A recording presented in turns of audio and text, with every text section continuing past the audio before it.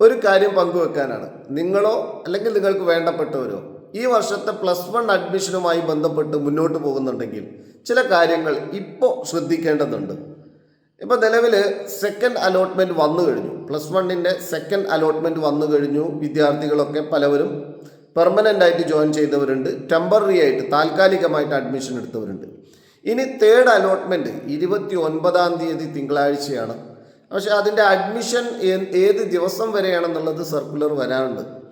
ഇപ്പോൾ നിലവിൽ +1 അപേക്ഷകൾ സമർപ്പിച്ച പല വിദ്യാർത്ഥികളിലും രക്ഷിതാക്കളും പലവരും ആശങ്കയിലാണ്. വിദ്യാർത്ഥികളും ചിലവർക്ക് അവർ ആഗ്രഹിക്കുന്ന സ്കൂളുകൾ കോമ്പിനേഷൻസ് കിട്ടിയിട്ടില്ല.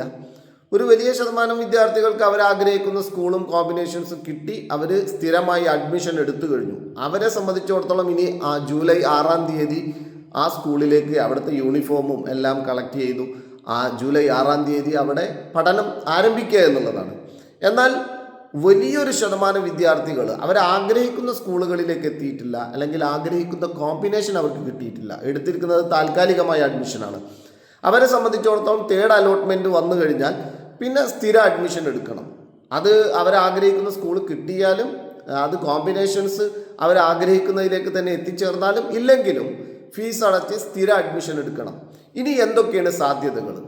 അപ്പോൾ ഇനി നമ്മുടെ മുന്നിലുള്ള സാധ്യതകൾ എന്ന് പറയുന്നത്, തേർഡ് അലോട്ട്മെൻറ്റ് വന്നു കഴിഞ്ഞാൽ നിങ്ങൾക്ക് ഹയർ ഓപ്ഷനിലേക്ക് പോകുന്നുണ്ടാവാം. ഹയർ ഓപ്ഷൻ നിങ്ങൾക്ക് ഇഷ്ടമുള്ളതിലേക്ക് തന്നെ, ഫസ്റ്റ് ഓപ്ഷനിലേക്ക് തന്നെ എത്താം, അല്ലെങ്കിൽ സെക്കൻഡോ തേർഡോ ഒക്കെ നിങ്ങളുടെ മുകളിലുള്ള ഹയർ ഓപ്ഷനുകളിലേക്ക് നിങ്ങൾ എത്തിച്ചേരുന്നു. അവിടെ എന്ത് ചെയ്യണം?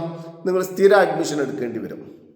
എന്നാൽ അതേ സമയം തന്നെയാണ് പല എയ്ഡഡ് സ്കൂളുകളിൽ കമ്മ്യൂണിറ്റി കോട്ട എന്ന് പറയുന്നതുണ്ട്. കമ്മ്യൂണിറ്റി മാനേജ്മെൻറ്റ് കോട്ടയുടേത് ഗവൺമെൻറ് ഇപ്പോൾ പറഞ്ഞിരിക്കുന്നത് ജൂലൈ 1-ാം തീയതിയാണ് അതിൻ്റെ റാങ്ക് ലിസ്റ്റ് പബ്ലിഷ് ചെയ്യുക.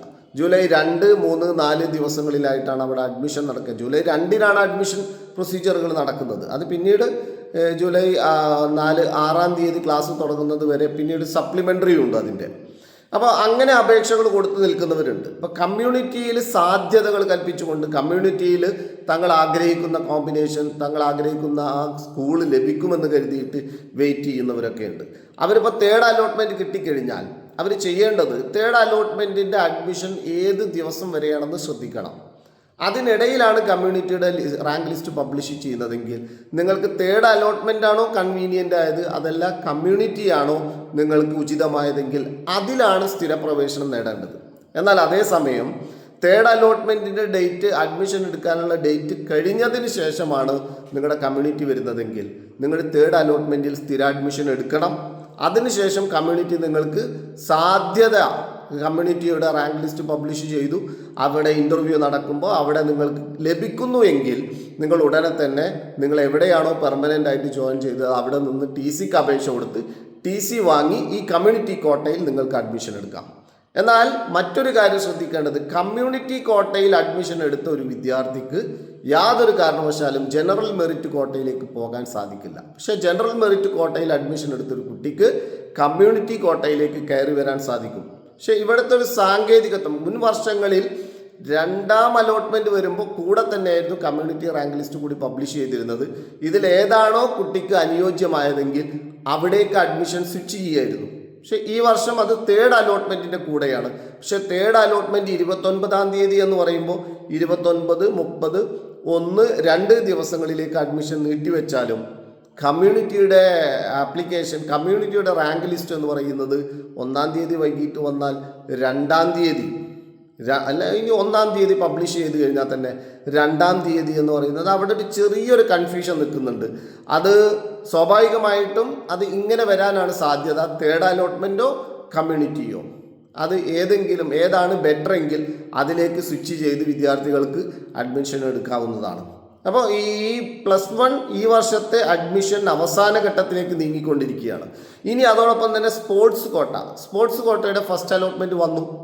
പല വിദ്യാർത്ഥികളും പെർമനൻ്റ് ആയിട്ട് സ്പോർട്സ് കോട്ടയിലൂടെ അവരുടെ സ്കോറിംഗ് ഒക്കെ നടത്തിയിട്ട് പെർമനൻ്റ് ആയിട്ട് ജോയിൻ ചെയ്തവരുണ്ട്. ചിലവരൊക്കെ താൽക്കാലികമായിട്ടുള്ളവരുണ്ട്.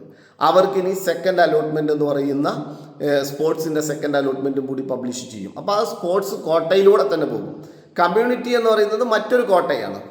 അപ്പം മാനേജ്മെൻറ്റ് വേറെ സീറ്റുകളുണ്ട്. ഇപ്പോൾ എയ്ഡഡ് സ്കൂളുകളിലൊക്കെ മാനേജ്മെൻറ്റ് സീറ്റുകളുണ്ട്. ആ മാനേജ്മെൻറ്റ് ഫോമുകളൊക്കെ വാങ്ങി അത് കൊടുത്ത് അവിടെ നിന്ന് പല മാനദണ്ഡങ്ങൾ ഉപയോഗപ്പെടുത്തി അവിടെ അഡ്മിഷൻ കിട്ടിക്കഴിഞ്ഞാൽ ആ മാനേജ്മെൻറ്റ് കോട്ടയിൽ അഡ്മിഷൻ എടുത്തൊരു കുട്ടിക്ക് പിന്നീട് മറ്റൊരു കോട്ടയിലേക്കും മാറാൻ സാധിക്കില്ല.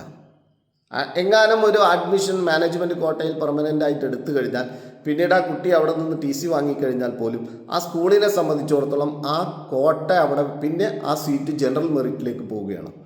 അപ്പോൾ ഇതൊക്കെ നിലനിൽക്കെ +1 അഡ്മിഷനിൽ ഇപ്പോൾ നിങ്ങൾ ഏത് സ്റ്റേജിലാണ്, ആ സ്റ്റേജിൽ നിന്ന് ഇനി എന്തൊക്കെയാണ് സാധ്യതകൾ, ഇതാണ് നമ്മളിപ്പോൾ പങ്കുവെച്ചത്.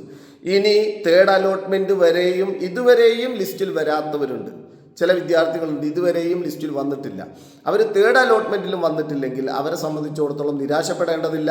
അവർക്ക് സപ്ലിമെൻ്ററി അലോട്ട്മെൻ്റ് ഉണ്ട്. ഇപ്പോൾ സപ്ലിമെൻ്ററിയിൽ ഒരുപാട് സീറ്റുകൾ വേക്കൻ്റ് വരാൻ സാധ്യതയുണ്ട്. കാരണം 3rd അലോട്ട്മെൻറ്റിൽ കുറേ സീറ്റുകൾ ഈ റിസർവ് ചെയ്ത SC ST പോലത്തെ പല റിസർവേഷൻ, IED അതുപോലെ പറയുന്ന കുറേ റിസർവേഷൻസ് ഉണ്ട്. ആ റിസർവേഷൻ സീറ്റുകളൊക്കെ ഫില്ല് ചെയ്യാതെ വന്നാൽ അതൊക്കെ ജനറൽ മെറിറ്റിലേക്ക് എടുക്കുകയാണ്. അപ്പോൾ ജനറൽ മെറിറ്റിൽ കുറച്ച് വേക്കൻ്റ് വരും. കൂടെ കമ്മ്യൂണിറ്റി കോട്ട കൂടി ഫില്ല് ചെയ്യുന്നതോട് കൂടിയിട്ട് ജനറൽ മെറിറ്റിൽ നിന്ന് കുറച്ചൊക്കെ അങ്ങോട്ടും ഇങ്ങോട്ടൊക്കെ സ്വിച്ച് ചെയ്യുമ്പോൾ ജനറൽ മെറിറ്റിൽ കുറച്ച് വാക്കൻസികൾ സ്വാഭാവികമായിട്ടും ഉണ്ടാവും. മുൻ വർഷങ്ങളിലൊക്കെ ഉണ്ടായിരുന്നു. അത് സപ്ലിമെൻ്ററിയിലാണ് പിന്നീട് ഫില്ല് ചെയ്യുക. അപ്പോൾ സപ്ലിമെൻ്ററിയിൽ ആർക്കൊക്കെ അപേക്ഷിക്കാമെന്ന് ചോദിച്ചു കഴിഞ്ഞാൽ ഇതുവരെയും അപേക്ഷിക്കാൻ കഴിയാതെ പോയവർക്കും ഇതുവരെയും അപേക്ഷിച്ച് അഡ്മിഷൻ കിട്ടാതെ പോയവർക്കും സപ്ലിമെൻ്ററിയിൽ അപേക്ഷിക്കാം. അപ്പോൾ സപ്ലിമെൻ്ററി അതിൽ അപേക്ഷിക്കുന്നു. അതിൻ്റെ ഭാഗമായിട്ട് നിങ്ങൾക്ക് ഇതേ പ്രോസസ്സിങ്ങിലൂടെ തന്നെ ഇപ്പോൾ എങ്ങനെയാണോ നടന്നത് അതേ പ്രോസസ്സിങ്ങിലൂടെ തന്നെ നിങ്ങൾക്ക് അവിടെ അഡ്മിഷൻ എടുക്കാൻ സാധിക്കും. അത് കഴിഞ്ഞിട്ട് പിന്നെ ട്രാൻസ്ഫർ നടക്കുന്നുണ്ട്. നിങ്ങൾക്ക് കിട്ടിയ സ്കൂള് കോമ്പിനേഷൻസൊക്കെ നിങ്ങൾക്ക് സൗകര്യപ്രദമല്ല എങ്കിൽ നിങ്ങൾക്ക് എന്ത് ചെയ്യാൻ പറ്റും? സ്കൂളോ കോമ്പിനേഷൻസോ ജില്ലയ്ക്കകത്തോ ഒക്കെ നിങ്ങൾക്ക് എന്ത് ചെയ്യാം? ട്രാൻസ്ഫറുകളിലേക്ക് വേണ്ടിയിട്ടും അപേക്ഷിക്കാൻ പറ്റും. അപ്പോൾ ഇനിയുള്ള നാളുകൾ വളരെയധികം ശ്രദ്ധിക്കേണ്ടതുണ്ട്. നിങ്ങൾ +1 വേണ്ടി അപേക്ഷിച്ചവരോ +1 സീറ്റിന് വേണ്ടി കാത്തിരിക്കുന്നവരോ ആണെങ്കിൽ നിങ്ങളത് വിട്ടുപോകരുത്. മറ്റേതെങ്കിലും തരത്തിലുള്ള കൺഫ്യൂഷൻസ്, സംശയങ്ങളുണ്ടെങ്കിൽ നിങ്ങൾ കമൻറ്റ് ചെയ്യണം, നിങ്ങൾ ചോദിക്കണം. ചോദിച്ച് ക്ലിയർ ചെയ്തിട്ട് നിങ്ങളുടെ അഡ്മിഷൻ ഉറപ്പുവരുത്തുക. +1 നിങ്ങൾക്ക് അഡ്മിഷൻ എല്ലാവർക്കും +1 അഡ്മിഷൻ കിട്ടത്തക്ക രീതിയിലുള്ള സംവിധാനങ്ങളൊക്കെ നമുക്കുണ്ട്. പക്ഷേ ചിലപ്പോൾ നമ്മുടെ മാർക്ക് കുറഞ്ഞതുകൊണ്ടോ ഗ്രേഡ് കുറഞ്ഞതുകൊണ്ടോ നമ്മൾ ആഗ്രഹിക്കുന്ന സ്കൂളോ കോമ്പിനേഷൻസോ ഒരുപക്ഷെ നമ്മളിലേക്ക് എത്തിച്ചേരണമെന്നില്ല. പക്ഷേ സീറ്റുണ്ട്, സ്കൂളുകളുണ്ട്, വാക്കൻസികളൊക്കെ ഉണ്ട്. അത് ഉപയോഗപ്പെടുത്തുക. നല്ല രീതിയിൽ പഠനം മുന്നേറട്ടെ. ഏതായിരുന്നാലും പ്രിയ വിദ്യാർത്ഥികൾക്കും രക്ഷിതാക്കൾക്കും എല്ലാവിധ ആശംസകളും നേരുകയാണ്. നിങ്ങൾക്ക് നല്ല ഒരു അക്കാഡമിക് ഇയർ ജൂലൈ 6-ാം തീയതി മുതൽ തന്നെ നിങ്ങൾക്ക് സ്കൂളുകളിലെത്തി +1 പഠനം നടത്താനുള്ള എല്ലാവിധ സാഹചര്യങ്ങളും ഉണ്ടാവട്ടെ എന്ന് കൂടി നേരുകയാണ്. Okay, by.